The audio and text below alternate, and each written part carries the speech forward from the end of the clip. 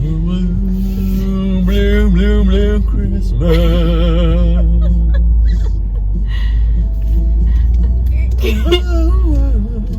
Really? Go for it, baby. Just. It's a blue Christmas, baby. Yeah, tip your waitress. Try the veal. I'll be here all week.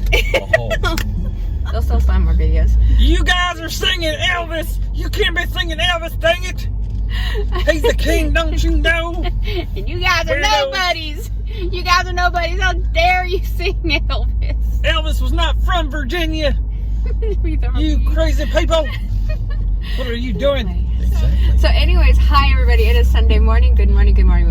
So we were talking last time about, I thought having kind of like a dashboard confessions or whatever. I don't know how to talk about this. But anyways. I think you just do it like we have on the website.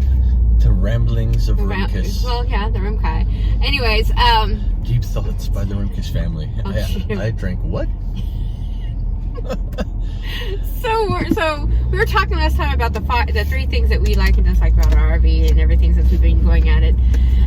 So we decided now that I know everybody right now is hopping on to buying, jumping because they're tired of being in lockdown and all this craziness about purchasing RVs. But we're with the time frame that we have left. Well, he has left in active service. We were considering about maybe this might actually be a time for us to purchase a new RV. Heck yeah. All y'all out there going crazy wanting to buy them right now and keep on making this price go lower and lower, please keep going. It's nice. I like it. We want to get our forever one. It's really awesome. Well, not necessarily forever one, but the next one that gets us out of the situation that we're in as far as being cramped and no storage and all the stuff that we talked about in the last video. Awesome. World-ending, changing cosmic power. So we were considering what we're going to do. What do we do? Do we move up into a Class A? Because we were looking at those, thinking simple ideas and stuff like that. Then what we do with the bike. They do have Class A's that have toy haulers. Right back in the same situation. Cool, awesome, big Class A. Cool. But no living space. Living space. Yeah, that sucks. So we were like, but then we can get a ramp, but we can get a lift to put the bike on, or do we get rid of Ivy and go, or do we get another toy hauler, but bigger, small? Let's see if we can find a smaller garage. Or then they have these new ones that are they're not new. They've been out for a while, but we never seen one up close until recently, which is now giving us kind of a different option, where it's called a toy box, which is a travel trailer-esque with a kind of hidden garage. So what should we do next? I mean, we do know we can't stay in this one. I mean, we could, but we'd have to do a lot of demo in that thing to try to make it here's the whole deal. Comfortable. As whoever they are, or as I should say, from what I've heard from many different people with RVs and numerous different RV sites, they say on average you're most likely as an RV type person to have about 5 RVs in your life. Unless you're KYD, then you're at about 20, but that's okay. We're looking at different aspects. We're trying to figure like, okay, hey, how do we want to set this up? Ultimately, there's a couple different aspects. Could we get rid of Ivy? Yes, we could. Do I necessarily want to? No, because I still feel like that was a gift from God for us. Like those of you guys, we haven't done a full video on her yet, but we got one from Syria gift this year, so it was kind of the price we got it at and how quickly it went through. There's no way to say it other than it was a gift from God. So don't necessarily want to get rid of it. So if we're looking at trying to keep that so we can have some enjoyment when we go out riding around, but get more living space, what do you think would work out well? Do you think the toy boxes? Or do we go into a Class A and put a trailer on the back of the Class A or lift? What are our options? Because we do have the ability to afford it. We just, what do we do? And we have, right now, we still are active duty, so the way we're doing this is in a way that is budget friendly, and it is purposeful to create an environment that allows us to live the life we want to do, pay off the debts that we have, and create going into the journey of retirement without a whole big circus of debt that we have to worry about going into retirement. So there's a lot of things that we're considering. So what do you think? With the things we were talking about, needing more storage space,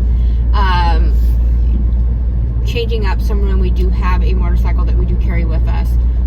We do live in this thing full time. We do not have outside property like a house that we side by side. We don't have a home base. So what options would you think would better overall for us?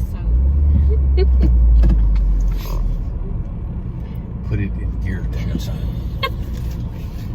Let's hope we don't blow away. It's like if you look around this whole neighborhood, like everybody else has got room to set all these nice fancy decorations. What do we got? Big huge bush that we can't let the dogs go near because it's poisonous to dogs. We can't get near it because it's got all kinds of crazy bugs and crap in it. So what do we got? A big pile of bush sitting right on our friggin' yard. Check out our bush! It's cool! Merry Christmas! Just saying, I mean, come on. It is what it is. We got squirrels! Yay! So anyways, I want to kind of bring you guys back, go over some stuff, kind of bring you back up to date to kind of some of the weirdest thing that has happened to us in regards to, well, we were talking about kind of ideas. The Highline stuff? Yeah, that's it. What's your Highline? Okay, so hold on. Nobody knows about that. We know about that, but they don't know about that. So we got to backtrack. So we decided to. Okay, so we wanted a big ass house. They said a big ass no. Okay. Okay, so let me give you an outline of what occurred. So we kind of went over back and forth about what we wanted, and we settled on we were looking at a Class A, a Tiffin. We found one that was within our price range, the model that we liked. We were going to put a lift for the Harley and flat tow this. So we were all ready to go. It was nice. It was whatever. But it was in our price range. We had the money for the deposit, everything ready to go. Even the seller at the dealership was ready for it. Everything was going to go. Then it came to the financing department and everything else. And then I'm going to hand this over to my husband because this is where we got the weirdness. So the most weird thing ever in our lives. I never thought this question would come up. Well, sir, what's your Highline? Highline? What the hell are you talking about? Miller High Life? I don't drink beer, man. What? What do you mean Highline? Well, it's your Highline. It's like, what's that? Have you ever had a loan over $250,000? Nope, haven't never needed to buy anything that expensive. Well, we can't give you a loan for over $250 unless you've already had one for $250. It's like, let me get this straight. In order to get a loan from you for $250,000, I have to have had a loan with somebody else prior to you for over $250,000. Correct? Yes. Not once, not twice. 3 different banks, same. So you can't get $250,000 worth unless you already had $250,000 worth or more, or unless you get a loan for about half that much and have it for at least 4 years. Then you can look at possibly getting another one for a 5-year loan. I was like, that's a special kind of dumb. Now my favorite one was where we got told we could get a this was the other side of the coin. But sir, even though we can't give you $250,000 to get the RV you want to get, if you want, we can approve you over the phone for a $450,000 mortgage. Just dumber in a box of food. And so the biggest thing was running thing, which to me was, and this was the thing that with finance people that we were sitting there having a conversation with. It's like, I get it. I understand why you're sitting there saying, because we never did that. We were always taught, save your money, invest it well, pay down your debt. Well, I mean, and that's what we did. Here's the whole thing. Don't live outside your means, and that's what we've been doing. Like, that way we can just pay off what we need to do. When our kids call us up and say, hey, Mom, Dad, need money for bills, need to take care of the grandkids, whatever. I'm sick with COVID. I need to go to the hospital. Can you help me out? That actually happened. That just happened. Hey, can we get some help? We got the COVID. We need to get some testing. You ain't gotten the COVID. Actually, yes, I did. Yes, he did. And so, but the thing was that, so we've done all the things that we've been told multiple times that as adults you should be doing, and we've done. The answer back was that you have great credit. You are, you have everything. You are perfect for getting a loan just like this, but no, you can't have one. You can't have it. And then so you go through all this other stuff. So it's like, all right, cool. So what am I looking at? What the hell are we gonna do? Spend a day or two just go like, this is just dumber in a box of rocks. But you know what? I did pray to God. Said, hey, you know what? If I don't want to do this, if this ain't gonna work, then close the door. What are we gonna do? It's like, if you don't, for some reason, you don't want this to go through, then close the door on it, weld the sucker shut, don't let us go through. But if you want it to go through, please just let it happen. So that's what happened. Talked to the dude, and he's like, well, yeah, I can't do much, but I'll tell you what, around this area, we could get you approved for this with no problem. We know that. We've already talked to some people. We know. It's like, all right, cool. Well, do some work, let us know. We'll let you guys know how that works out later on. But we're still looking at some other guys because, like we said, it's not that Charlotte is not a good rig. Don't get me wrong, she did make somebody really happy. She's just kind of small for me, and you know, it was really weird. But yeah, so that's what happened. So now we're on the look of what are our options. Do we take our current RV, totally renovate it?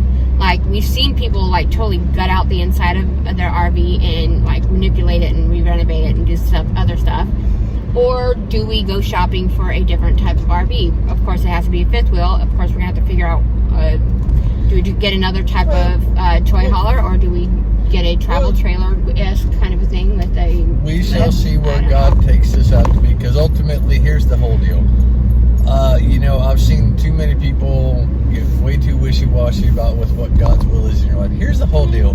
Sure. God's going to get you to do what He wants you to do. It's just a matter of how painful is it going to be from you not listening. You can either bend or you break. And I've learned to just say, you know what, God, if this is what you want. Yep. So we decided, we decided, yeah, we need to rethink. We need to come back together, kind of consider, like I said, remodel or change out our fifth wheel. So we'll figure it out. Well, just that. Yeah. So we'll figure it all out.